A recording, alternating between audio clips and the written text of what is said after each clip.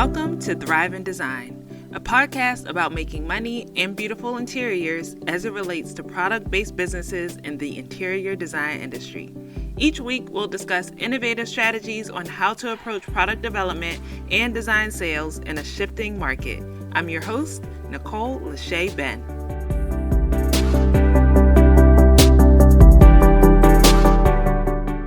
Welcome back to another episode of the Thrive in Design podcast. Today, we have an amazing guest, and his name is Chris Stulpin. Chris is the former Chief Creative Officer of Tarkett North America, a division of Tarkett. In this role, Chris led the design, product management, marketing, and project management teams, driving the company's innovation roadmap and the customer experience journey. Currently, Chris works closely with the architecture and design community, IIDA, and consults to many leading manufacturers. As a leader of design thinking initiatives, Chris completed studies at the Paris School of Architecture's D School. He also completed studies in innovation at the London Business School. His education has been the foundation of leading executive leadership teams and design thinking fundamentals. Chris is a member of thought leadership communities, including the Design Futures Council, IIDA Industry Roundtable, and Trend Union. Chris has even had the pleasure of designing ad campaigns for Barney's New York and Giorgio Armani. So I'm so excited to have you here today. Welcome to the show, Chris. Nicole, thank you so much for having me. This is a pleasure. I can't wait to have a chat with you. Yes. So I always like to start by getting some familiarity with my guests and how your career really started, right? So tell me a little bit about that. How did your career in the interior design industry begin, and what's been your path and how it has it evolved over the years? Well, I came from a family where you self-funded higher education. So may sound a little funny, but I was in design to pay for my schooling. I grew up in Rochester, New York, and I was in a visual merchandising and display team for a large retailer in my hometown, where that really was my entry into store design.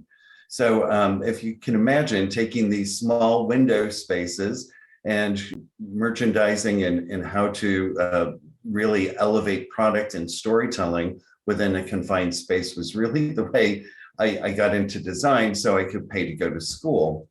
At that time, I was going to the National Technical Institute for the Deaf, so I could get a degree in interpreting for the hearing impaired, just because I thought it would be very, very interesting. It just always fascinated me. And I was one of 10 hearing people in an all-deaf university.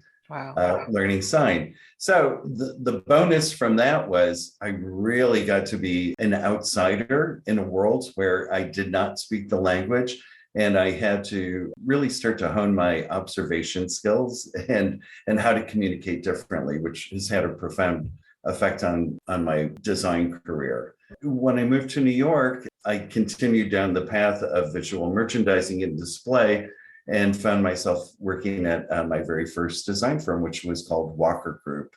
And Walker Group was the third largest design firm in the world at that point, because there used to be this thing in America called malls. And, and they were like the kings of mall design and store designs. I started there as a librarian. And from there, I went to HLW Architects, which I have to tell you, it was so wild to me what they did in the late 80s. You worked a 4-day work week, Monday through Thursday. Bring it back. Can you imagine, right? And then you had Fridays to yourself. And so I started a little cottage industry, becoming a resource specialist for small and up-and-coming firms. Some of those firms that I set up their design libraries for are some of the largest in the country now. So it's so funny to see, these startups that have just grown over the past decades. And then Interface Flooring, right? Carpet tile, I'm pretty sure you're familiar with them, had a unique design/product role called Creative Services. And that was my leap from a design firm to a manufacturer. That's how I've spent the last half of my career is with different building products. Yeah, that's such an interesting evolution. And even starting your education in something completely different and having the opportunity to be an outsider and observe and learn through that lens. I'm just so intrigued. I'm so intrigued. So tell me a little bit more about your journey of working for product manufacturers and what those roles kind of entailed too. I guess, starting out, it was a field design role at Interface and then with Mohawk when I first started. And what that allowed me to do was really see firms of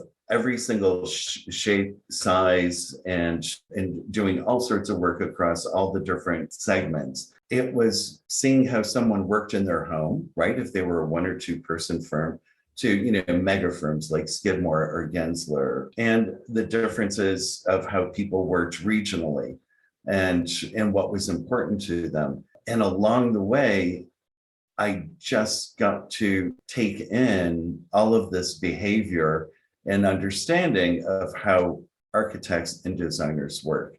And I think that's what really created this niche for me was having that understanding. Mm-hmm. And I can tell you there are regional differences. There are firms that are much more open and welcoming to firms where you're like, oh my God, I wouldn't wish this on my worst enemy. Imagine going into a mega firm and seeing no one talking. I've been in And it was those. like as silent as a library. And then, you go into the meeting and they talk about collaboration. And I'm like, what? The irony was not lost on me. So, and then the other unique opportunity was I was always a passenger in a salesperson's car. So hours of drive time listening to their conversations with manufacturing, the architect, the designer, the installers, all of the different pieces, and understanding what those pain points were. And in my mind, it was, just like this ultimate Rubik's Cube of like, how can I take this and I love puzzles and games, and how could I create something that was of value truly to make it easier for everybody. So Yeah. it was a great experience. I love how you explain that, right? Because as you're talking about your experience, I just see how design thinking probably naturally came into your experience and what you were doing in your roles. So even from your education at the deaf school, and you are able to sit in that and have that experience and observe, and now you moved on and evolved in your career and able to still have that observation role in learning how designers and architects interact and learning how they deal with a manufacturer. And in that observation, you're able to point out the different pain points to then develop a solution, right? And that's like the And found. it's been constant layering Yeah, of pain points from all different stakeholders. And as well as I do, some sort of bastardized version of design thinking. That's truly what it was until, I got to actually study it and understand what that process was a little right. bit deeper. So as you were moving through your career and building upon it, when did you realize that the thing that you liked a lot was design thinking? Like, how did you pinpoint that doing these observations, understanding Yeah. these pain points and creating solutions was a part of the design thinking process? There were 2 moments in my career that were life-changing. And the first one was meeting Lee Edelcourt and Philip Funmano of Trend Union. I don't know if you know Trend Union, but they're the company that like BMW hires to have an understanding of what space and people's wants and desires are going to be like 20 years out, right? They're not telling you, the color of the year. What they will tell you is the disappearing honeybee population overlaid with this, and this will result in cosmetics companies wanting to develop products that have a stickiness to that, because those things that we lose, we crave. As a result, these amber tones will also be very, very desirable. So what they do is they take all of these different touch points that are happening in society and overlay them. And then they create these really, what are the desirability of the consumers going to be for the next few years. Totally blew my mind. Sat downtown New York in the School of Visual Arts auditorium, and I couldn't move because I was so captivated. I've become a member of Trend Union. I call it, they're dear friends of mine now. I've hired them at several organizations that I've worked with just because their work is so profound and their humanistic approach. The other profound moment before I even went to design thinking school was when Tarkett hired Glenn Morrison as our CEO for North America. He opened up my mind to something called mind mapping, which is, when you take a central idea and you use it as a way to build off of that idea to create this bigger idea. And all of those aligned things. I cannot tell you what a breakthrough that was in terms of leading marketing and storytelling and allowing a lot of different types of voices all to be in the same room and have equity, right? So everybody got to participate, and then we could categorize these ideas and create these really strong stories that had meaning. So those two things happened, and then Tarkett wanted to adopt a design thinking organization globally. And they asked me to lead that for North America. And so I was lucky enough to be sent by Tarkett to go to the D school at the Paris School of Architecture, and then innovation training for a special program that they had set up for us at London Business School. And then one brief stint playing with Legos in a conference room in Paris, professional Legos for a day. Have you ever played with professional Legos? I didn't even know it existed, but I might have to Oh look it up my after God. this. You have to look into it. It's wild. You have to tell complex stories only using Legos. And you have like 3 to 4 minutes to put it together. So, it's that whole rapid iteration. That's awesome. That's So awesome. yeah, all Yeah. of those touch points sort of really, I became a zealot and advocate. And then I had to train folks in North America. I had to lead my teams in it, and so on and so forth. I love all of that. I love hearing all of that. And design thinking is such an important thing to me. It's something that I've, fell in love with when I was in undergrad studying interior design and realizing that it was a whole process that can be applied to so many things when it comes to innovation. But for anybody who's listening that might not be familiar with what design thinking is listening and they're like, what in the world are Chris and Nicole talking about? Chris, break down how you describe the fundamentals of design thinking. It's an iterative process of 5 different steps. And that is empathy or observation, right? Observing folks in their own environment and being a blank canvas at making 0 assumptions, right? You cannot come in with any biases or you think or while you're watching, make assumptions. All you're doing is purely documenting in a very, very specific way of all the different things you see over the course of the day of different groups.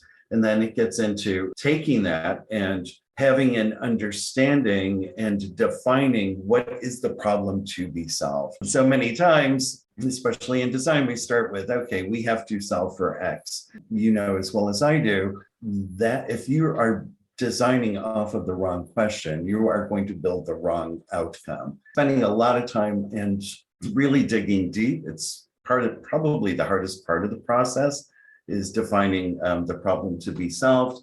And then ideation, the what ifs and the brainstorming, and then prototyping, but it's rapid prototyping. It is, oh my God, I wish you could see the design center in Ohio that we had built with all sorts of, toilet paper tubes, masking tape, just stuff. So you can actually physically build prototypes, even if it was for a service, and then testing. And you do all of these steps in a relatively short amount of time, and then it becomes circular, and then you go through it again.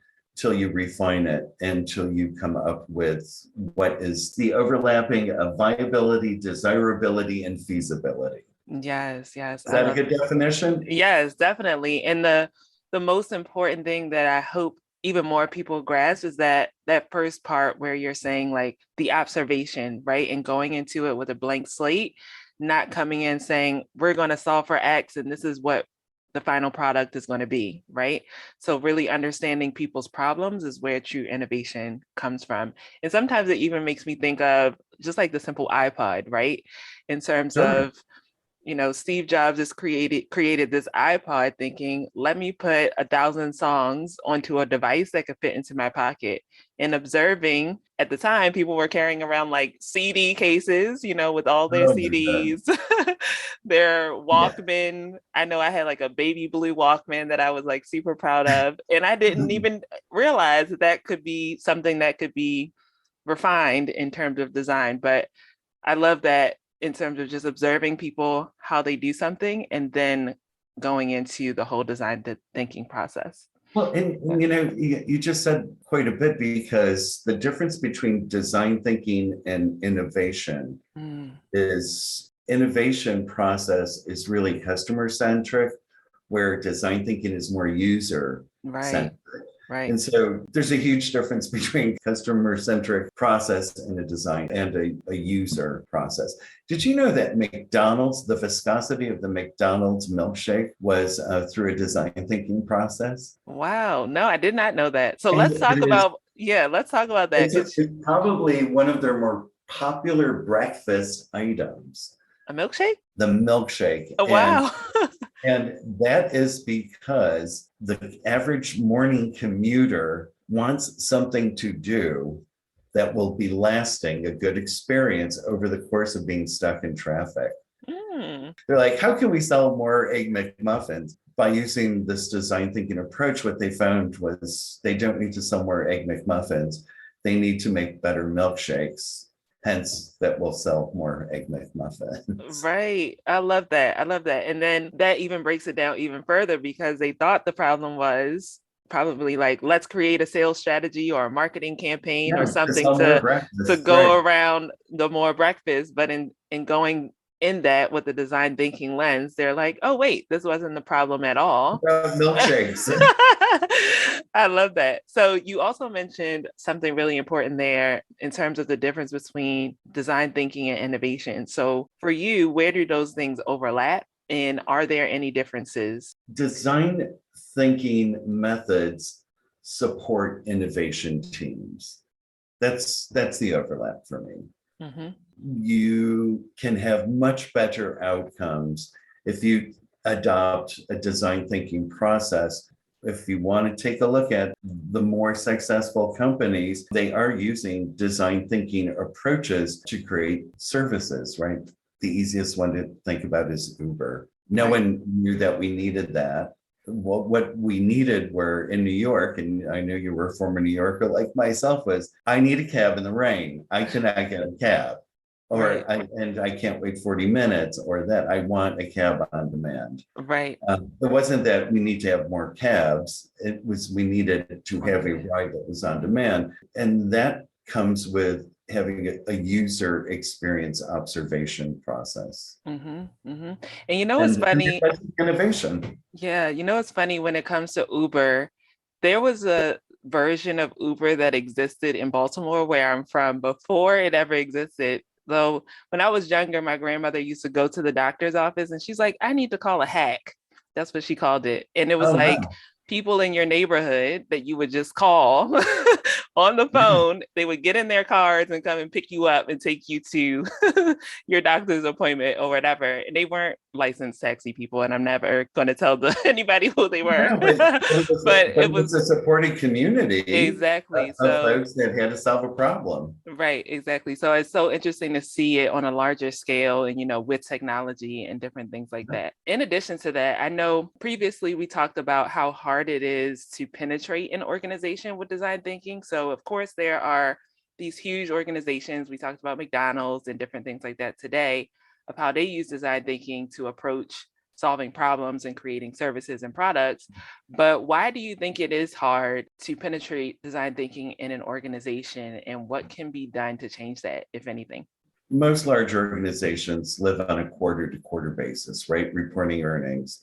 So that commitment to shareholders and investors, it's hard to adopt and have that commitment to a design thinking culture when you are really living for the quarter, right? The culture, the commitment, and the revenue, I think, are the roadblocks to adopting a design thinking culture. But what I think the workaround could be is to create small design thinking teams that are off the radar that you're still investing in, to work with all of the other teams, but to take people out of their jobs, it's not feasible for most companies. So I still think you can do it. I think you just have to be clever about how you try to embed it. And it's why you've seen so many startups thrive, right? Small, agile.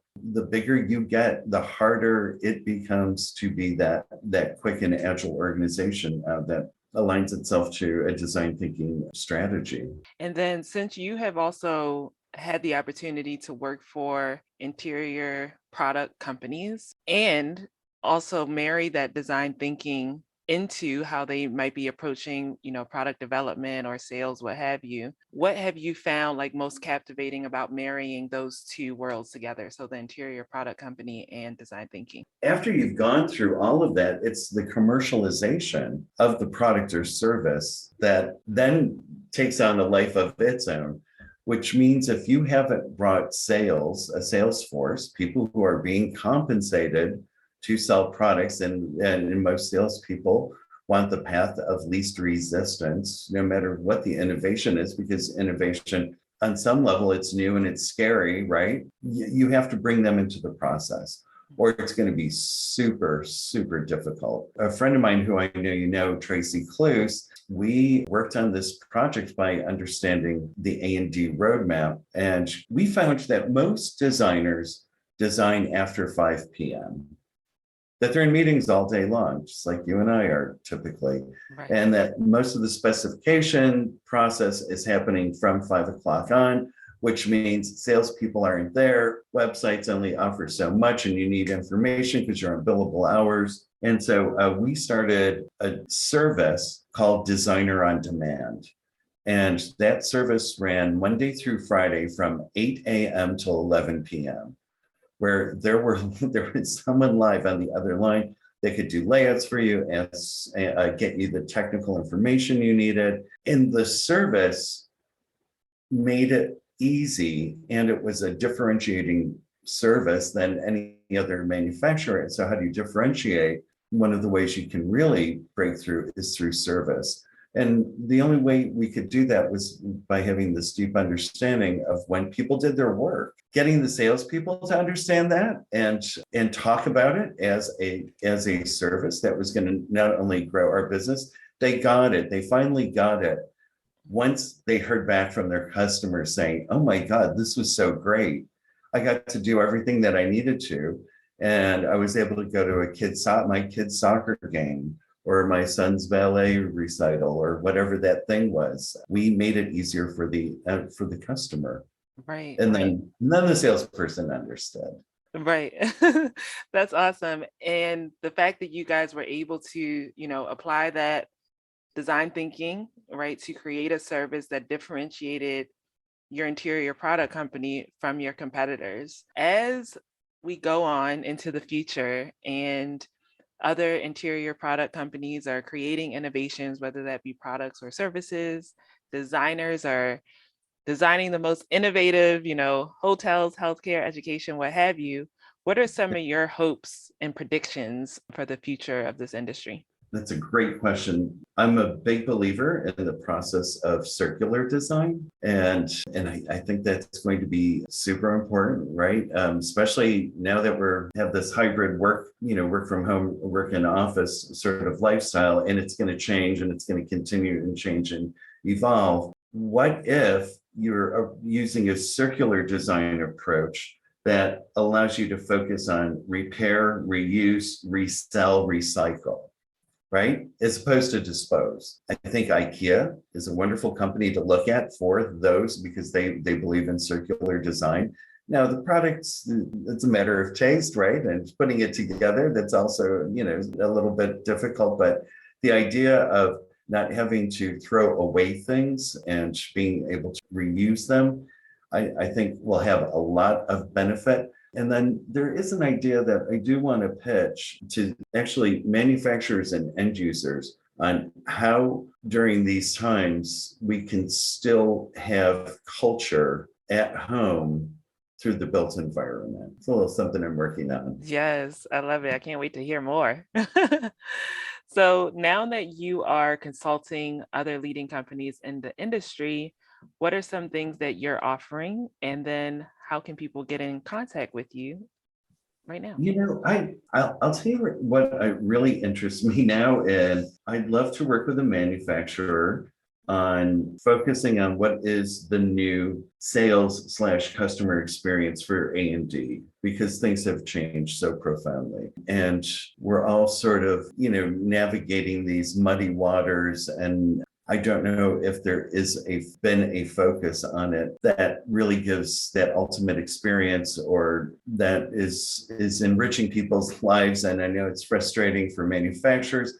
I know it's frustrating for designers. And so I'd love to spend my time working on the A&D experience for a manufacturer. I think that could be very, very interesting. You can hit me up at cdstulpin@icloud.com. And that's also my name on Instagram. Awesome. Well, Chris, this has been an amazing conversation. I've loved learning everything about your career and how your love for design thinking has started and what you hope for in the future of the industry. So thank you so much for being a guest. Well, thank you. And I hope we get to work together on something. That would be awesome. Yes, for sure. So thanks, Chris. Have a good day. All right, you too.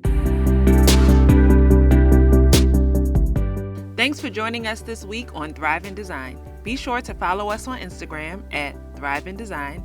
And for more strategies on how your product company can innovate in the interior design industry, head to training.thriveindesign.co. As always, subscribe to the show to catch every new episode and leave us a review so we can continue to create captivating content. See you next week.